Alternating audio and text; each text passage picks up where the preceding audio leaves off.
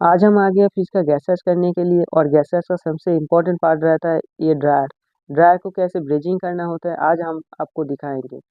ये बड़ा मुंह जो है वो कंडेंसर में लगा लेना है और ये छोटा मुंह जो है वो आपको कैपिलरी का साइड में लगा लेना है।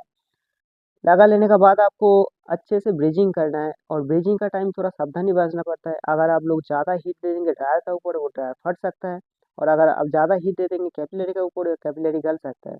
तो आपको ड्रायर का साइड में थोड़ा कम हीट दे के अगर कंडेंसर आप झलाई कर रहे हैं तो उसका साइड में थोड़ा ज़्यादा हीट दे के इसमें ये ब्रीजिंग पाउडर डालना होता है। ब्रीजिंग पाउडर डालने का बाद आपको झलाई करना है क्योंकि लोहा और कॉपर में झलाई तब होगा जब आप ब्रीजिंग पाउडर डालेंगे। तो ब्लीचिंग पाउडर डालने का बाद मैं यहाँ पे लगा दे रहा हूँ जो झलाई स्टिक है उसको। तो इस साइड में झलाई होने के बाद मैं जाऊँगा कैपिलरी का साइड में। और कैपिलरी का साइड में आपको थोड़ा सावधानी बरतना पड़ता है कि कैपिलरी का साइड में अगर ज़्यादा हीट दे देंगे या ज़्यादा टाइम आप हीट दे देंगे तो कैपिलरी गल सकता है।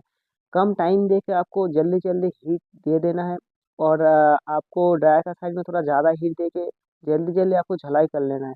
और झलाई करते टाइम थोड़ा सावधानी बरत लीजिएगा। अगर ये स्टिक ज़्यादा से ज़्यादा आप लोग यहाँ पे दे दिया तो ये कैपिलरी के अंदर जा सकता है और चोकिंग हो सकता है। तो ये थोड़ा कम दे के आपको झलाई करना है और जल्दी जल्दी कर लेना है क्योंकि अगर ज़्यादा हीट देंगे तो ये गल सकता है।